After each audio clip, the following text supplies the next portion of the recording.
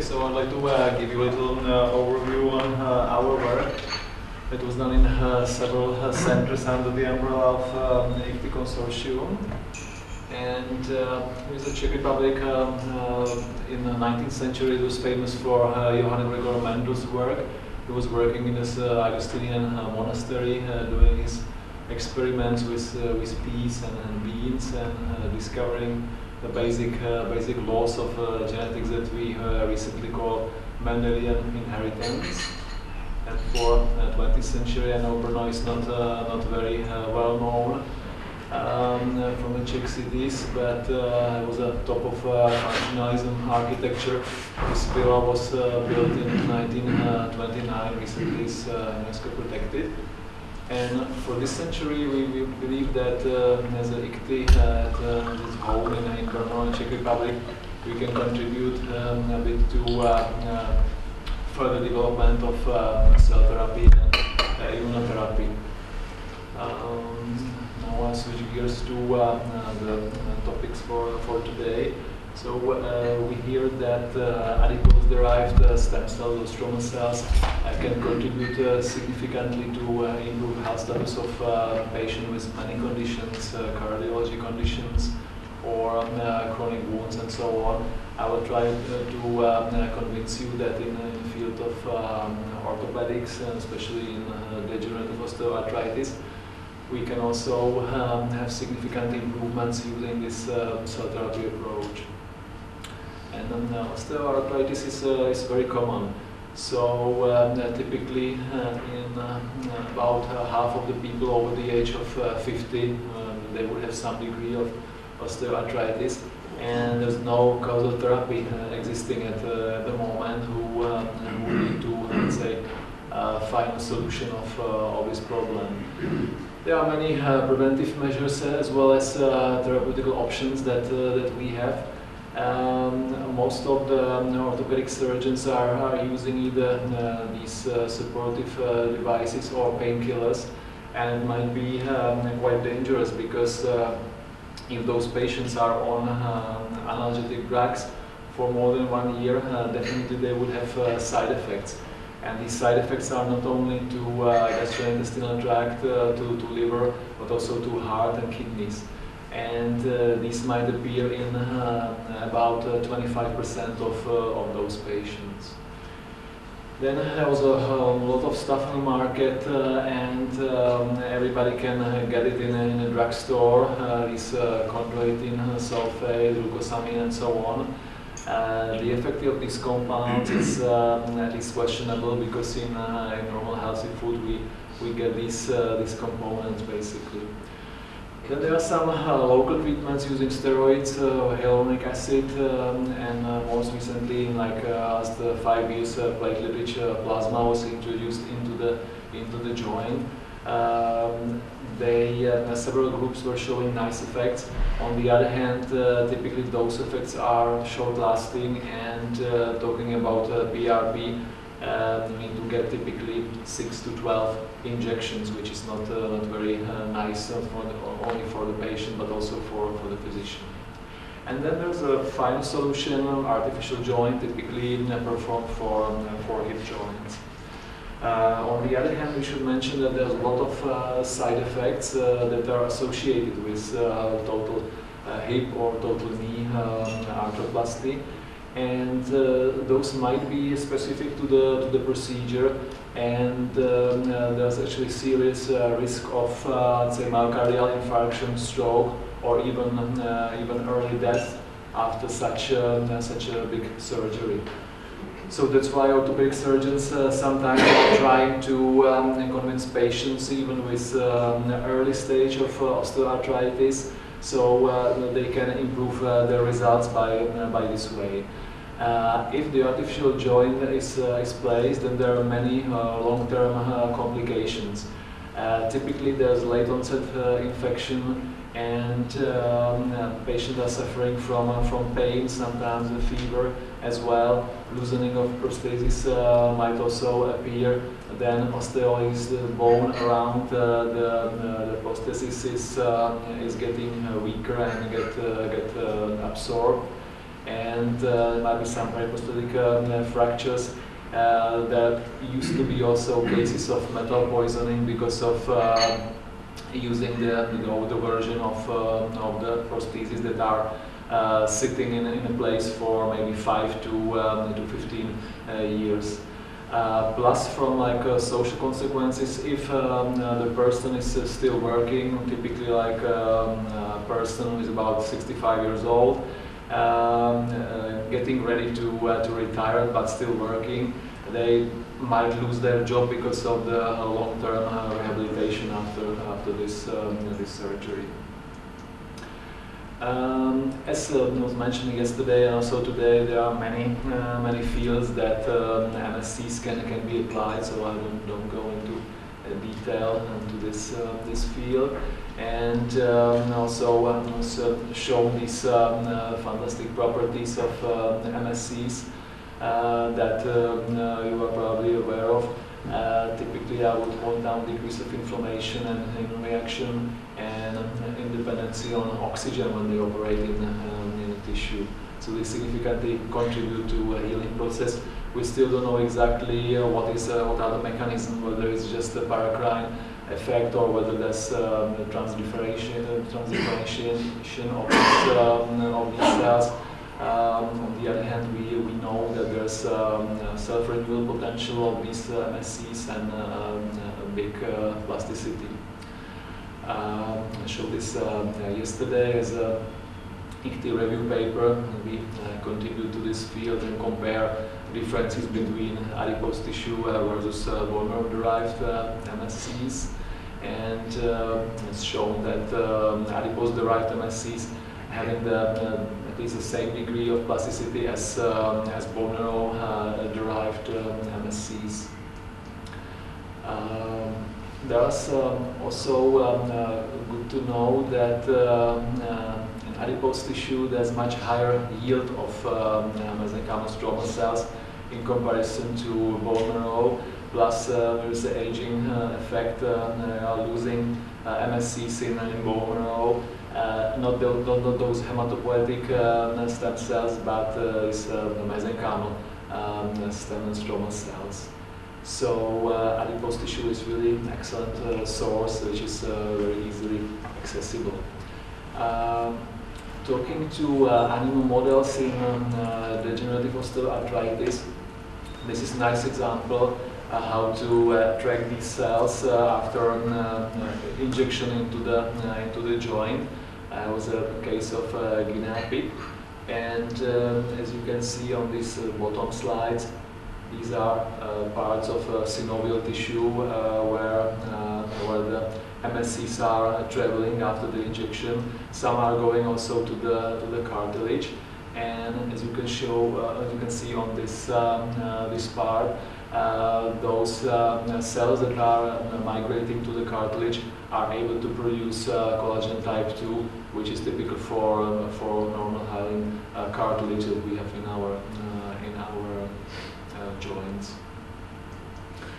So the concept of cell therapy in tissue regeneration might be the way that locally, in our case in a joint, with some tissue damage and degenerative changes and maybe inflammation to some degree can overwhelm tissue regeneration. The capacity of the residing cells is just decreased and might lead to this stem cell insufficiency.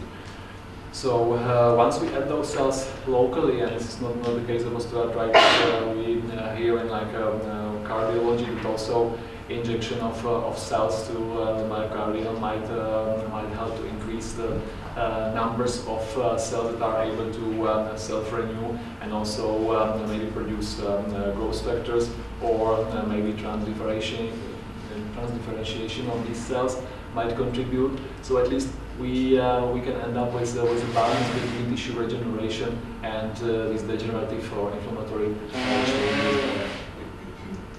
So with this concept, we established 8 centers. Most of them were in Czech Republic. There was also another in Lithuania, one in Slovakia, and one in the US. and start a project of this case control study, which is non-randomized. On the other hand, each case served as a control of itself because we follow those cases properly. And recently got this publication out in Cell Transplantation. So right now it's available in electronic version. It basically summarizes the result of this study. So we were able to convince our regulators that, as you say, fat and cartilage, but this is not the case. We are aiming for stromal vascular fraction cells that basically are sitting in loose connective tissue surrounding blood supply to adipocytes, and we are able to extract them quite easily. The process is taking about 1 hour, and then those cells are ready for injection to the connective tissue. So within homologous use of these cells. So finally, it took us about 1 year to get the approval from our regulators, but finally they were happy with this explanation.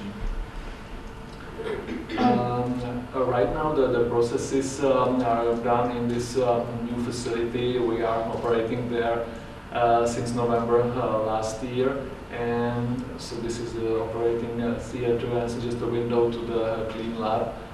So it's in one place, which is advantages from the point of let's say avoiding any contamination.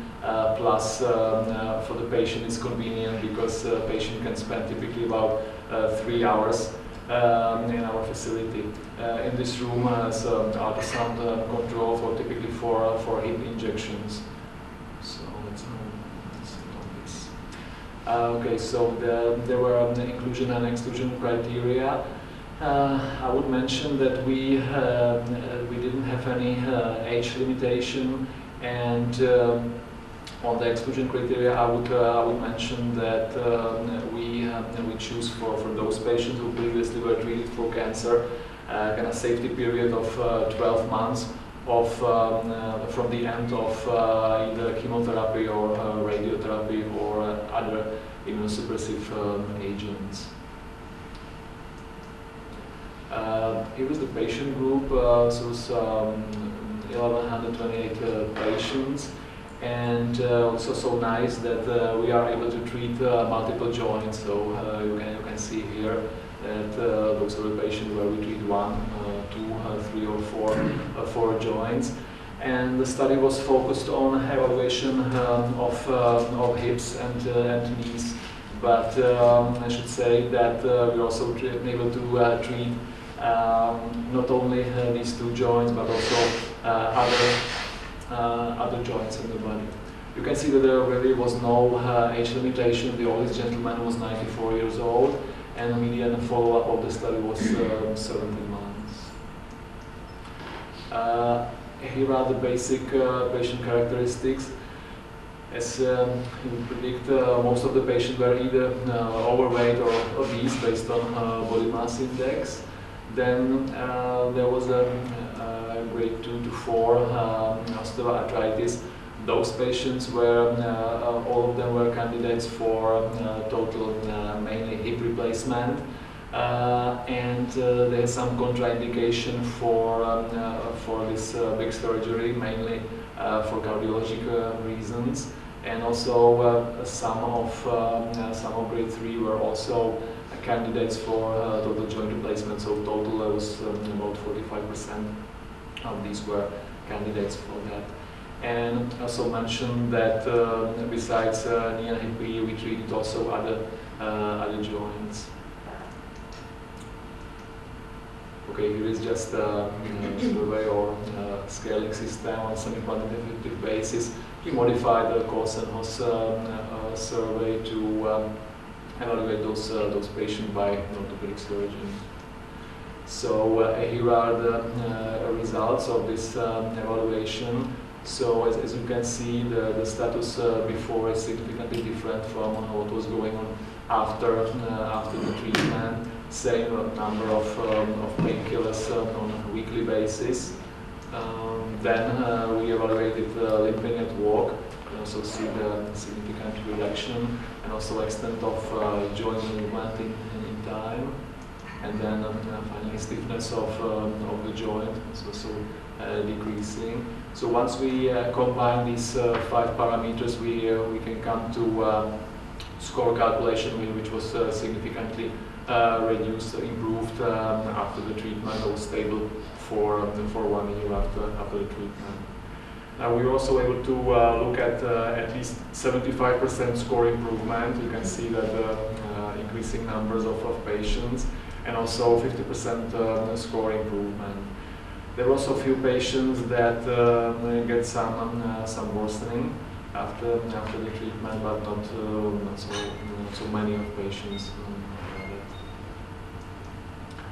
And if you look at the sub-evaluation, so higher osteoarthritis grade was associated with a higher score before at 3 and at 6 months. Then women had higher score than men before and at 3 months after treatment. And higher body mass index was associated with a higher score at 3 months. Otherwise, the differences were not statistically significant. So we saved significant amount of patients from total joint arthroplasty, and this is just the number that finally end up with artificial joint after median follow-up 17 months. Some examples of how the treatment was working, and the patient were evaluated at certain time points after the procedure. So over here you can see the so-called kissing bone phenomena, and over here there's a widening of the space between bones on X-ray. So probably corresponding with cartilage regeneration there. Another example of cartilage regeneration, smoothing of the surfaces, plus there was little fracture that is healing quite well. And another example of patient with osteoarthritis and associated osteochondronecrosis over here that is healing after the treatment. And also as some subcortical, subchondral cortical defect that's also healing after the treatment. And in this case, we were able to get the cartilage from the joint treated 12 months before this was done. So it shows nice, healthy cartilage. From the point of side effects, we are really happy that we didn't see any serious side effects, and there were just mainly local side effects associated with injection into the joint. As you can see, pain, in some cases fever was present, but typically short-lasting, even with these cases, so more than 24 hours, it was typically 2 to 3 days. There were some cases of reactive synovitis. Also with a question mark, we had one case, there was a suspicion of infectious synovitis, but this was not due to our cell administration, but the patient about 6 days after the procedure visited another hospital where they didn't know anything about cell therapy, how it works, and so on.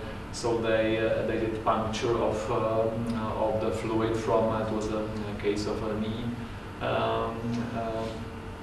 treatment, and it was sterile. So then later on, after another 4 days, they discovered Staphylococcus epidermidis. So probably during the puncture they introduced this infection.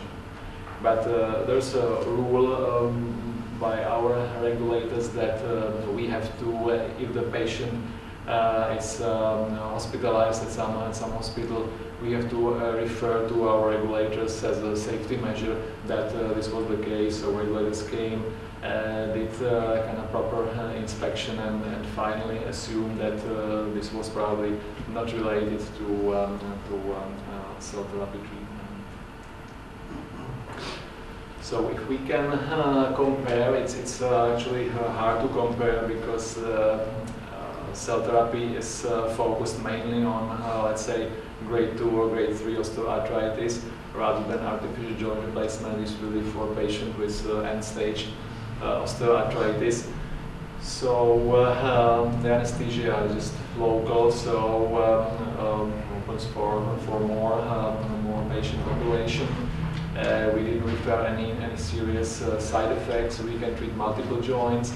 Rehabilitation typically takes about 1 week, and then within 6 weeks, patient gets to his normal activities. We are still following those patients, so the follow-up now is over 2 years, but I'm careful about this.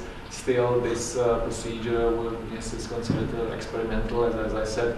We did not perform a randomized study due to ethical reasons, and we just assume that following the individual cases, we can refer to the status before the cell therapy and after cell therapy. Here are actually the current situation in this field. So those are reported ongoing clinical trials in osteoarthritis. You can see that about half of them are dealing with bone marrow, and a significant portion is with adipose tissue-derived cells. Most of the cases autologous cells are used. And we already referred case control studies in osteoarthritis. You can also see that the number of patients, actually we contribute significantly with our group of patients.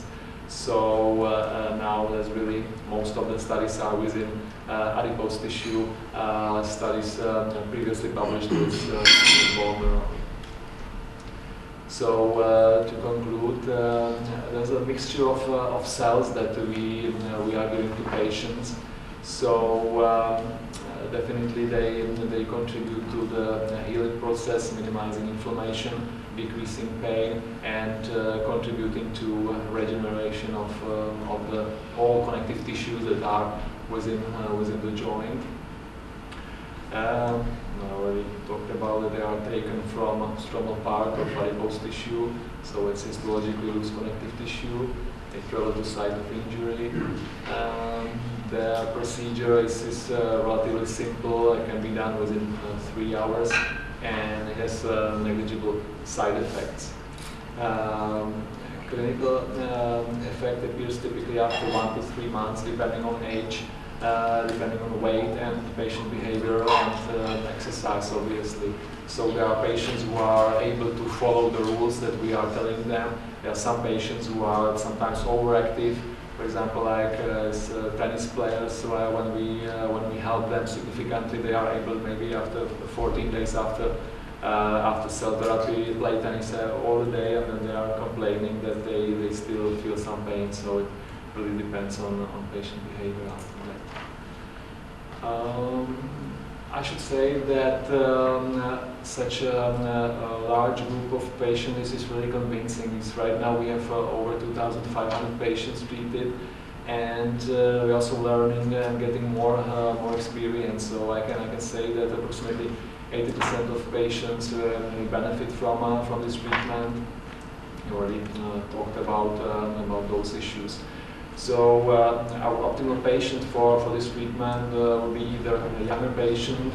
We have a median age 62 years in our group, with symptomatic medium-grade osteoarthritis. That's the ideal candidate for this treatment.